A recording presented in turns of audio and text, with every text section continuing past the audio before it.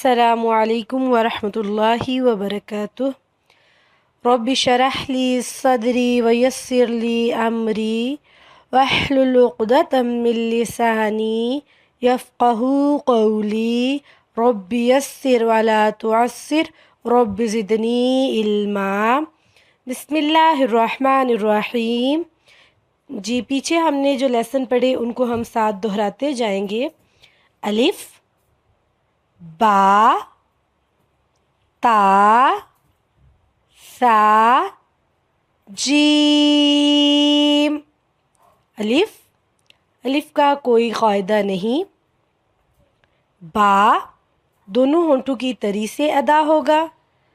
تا زبان کی نوک اوپر والے سامنے کے دو دانتوں کی جڑ سے لگنے سے ادا ہوگا۔ سا نرمی سے پڑھا جائے گا اور زبان کی نوک سامنے کے دو دانتوں کے سروں سے ٹچ ہونے سے ادا ہوگا۔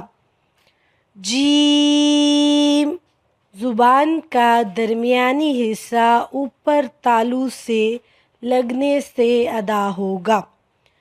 آگے ہمارے پاس ورڈ آ رہا ہے ہا، پھر بولیں گے ہا، ہا، ہا، حلق کے درمیان سے ادا ہوگا۔ حلق کے درمیان سے ادا ہوگا۔ خا نقطے والا خا جس کو بولتے ہیں۔ خا حلق کا وہ حصہ جو منہ کی جانب ہے وہاں سے ادا ہوگا۔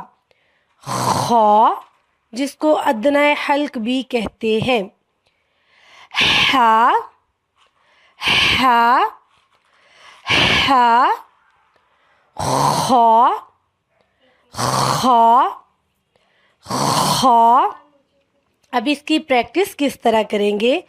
جب ہم ہا بولتے ہیں تو اپنا کوئی سا بھی ہاتھ رائٹ یا لیفٹ دونوں اپنے منہ کے سامنے لے آئیں، اور جیسے ہم چھوٹے بچوں کو بولتے ہیں کہ آپ نے برش کیا تو آپ اسمیل کراؤ کہ آپ کے منہ سے اسمیل کس طرح سے آ رہی ہے، جیسے ہم بچے کو بولتے ہیں تو وہ اس طرح سے کرتے ہیں،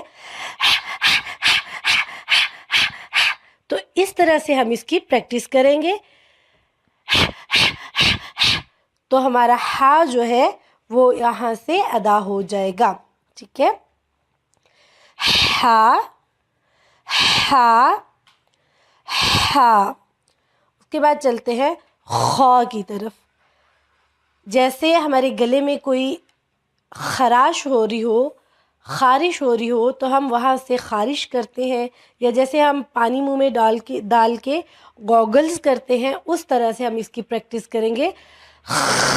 اس خراش کو ہم نے کھینچنا ہے، لمبا کر کے تھوڑا سا اس کو ادا کریں گے تاکہ ہمارا پرفیکٹلی خا ادا ہو جائے۔ اگر ہم تھوڑا سا بھی ایسے کریں گے تو بھی ادا ہو جائے گا، لیکن ہم نے یہ کرنا ہے کہ ہم تھوڑا سا لمبا رکھیں تاکہ ہماری خا کی خراش اور ہمارا مخرج 100% پرفیکٹ ادا ہو۔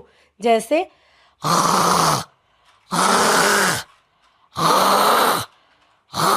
خا، خا، خا، خا، اس طرح سے ادا کریں گے۔ اب میں پھر ان کا الفاظ کو دہراتی ہوں۔ ہا، ہا، ہا، خا، خا، خا۔ جی دعاؤں میں یاد رکھیے گا۔ السلام علیکم ورحمۃ اللہ وبرکاتہ۔